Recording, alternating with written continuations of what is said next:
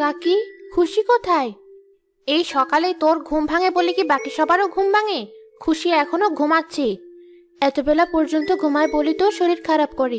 আমাকে দেখো, একটুও শরীর খারাপ হয় না। দাঁড়াও, এখনই ওকে আমি ডেকে তুলবো। খুশি, এই খুশি, উঠ বলছি। এত বেলা পর্যন্ত কেউ ঘুমায়? সকাল সকাল এসে আমার ঘুমটা ভাঙিয়ে দিলি।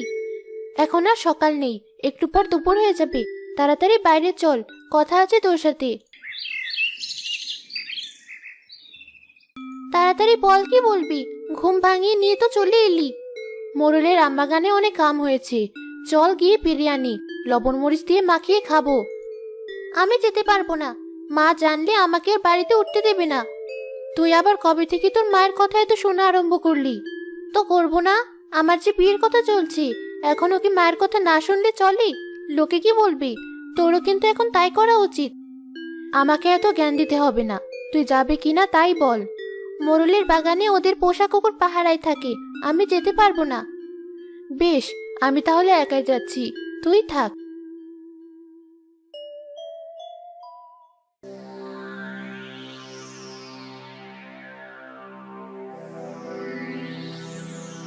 ওই তো মোরলের পোষা কুকুর ঘুমাচ্ছি। এই সুযোগে টুক করে গাছে উঠে গোটা কয়েক আম পেড়ে পালিয়ে যাই।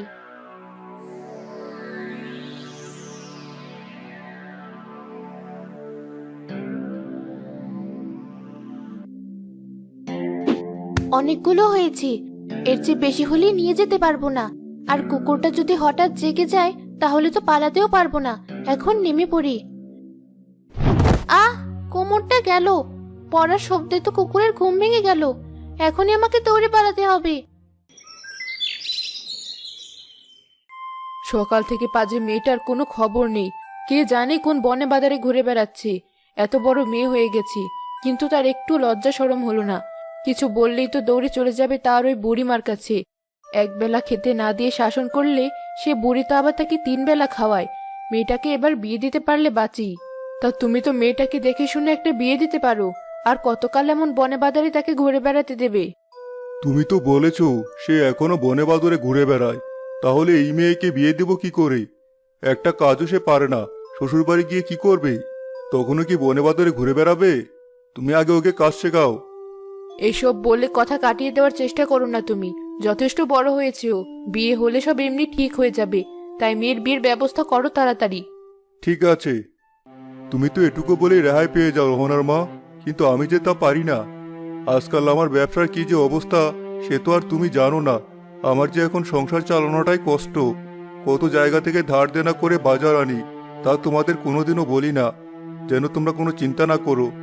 আমার মেয়েকে বিয়ে দিতে গেলেও কত টাকা খরচ করতে হবে, কিন্তু এখন আমি এত টাকা কোথায় পাবো? কত যে চেষ্টা করছি ব্যবসাটা ঠিক করতে, কিন্তু কিছুতেই যে আর কিছু হচ্ছে না। কি ভাবছো তুমি? না, কিছু না। দেখি, মেয়েকে বিয়ে তো দিতেই হবে, বিয়ে না দিলে কি আর চলবে? তা সে মেয়েটা আমার কোথায়? সে আমি কি জানি, কখন আসবে তাও জানি না। বুড়িমা, তাড়াতাড়ি এদিকে এসো তো। কি হয়েছে? এমন করে ডাকছিস কেন? আর এমন হাঁপাতে হাঁপাতে কোথা থেকে এলি? গিয়েছিলাম মোরলের আমবাগানে আম চুরি করতে, কিন্তু মোরলের পোষা কুকুর এমন একটা ধাওয়া দিল, ছুটে পালানো ছাড়া উপায় পেলাম না। এমন রাক্ষসের মতো কুকুর জীবনে দেখিনি।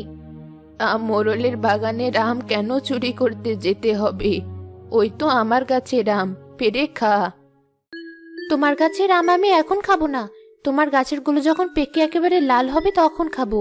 মোরলের বাগানের আম তো আর তখন খেতে পারবো না, তাই চুরি করে এখনই খেয়ে নেব। হাত পা কেমন ছিলে গেছে, এই নে ওই জায়গাগুলোতে মলম লাগিয়ে নে। সকাল সকাল তো গিয়েছিস আম চুরি করতে, পেটে কিছু পড়েছে? না, পেটেও কিছুই পড়েনি। বেশ, ঘরে আয় তবে, এই ভাতটুকু খেয়ে নে। আমি এটুকু খেয়ে নিলে তুমি কি খাবে?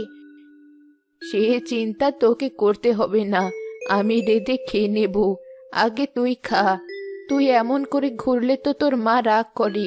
একটু কি মায়ের কথা শোনা যায় না? মায়ের কথা আর কি শুনবো, সব সময় শুধু বকে। অত বকাবকি আর ভালো লাগে নাকি? তুমি কত আদর করে কথা বলো, কিন্তু মা তো তা বলে না।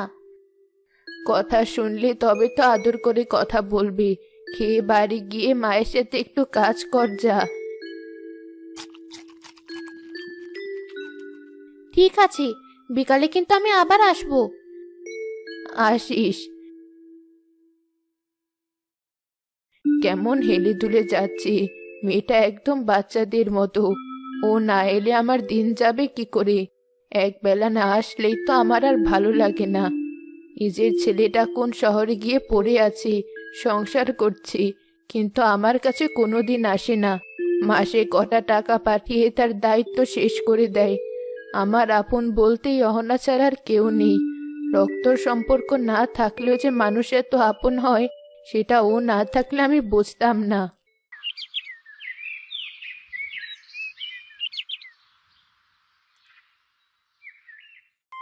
ওই তো তোমার মেয়ে এসেছে।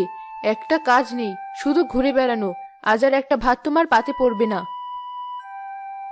তাদের ভাত খেতে যেন আমার বয়ে গেছে।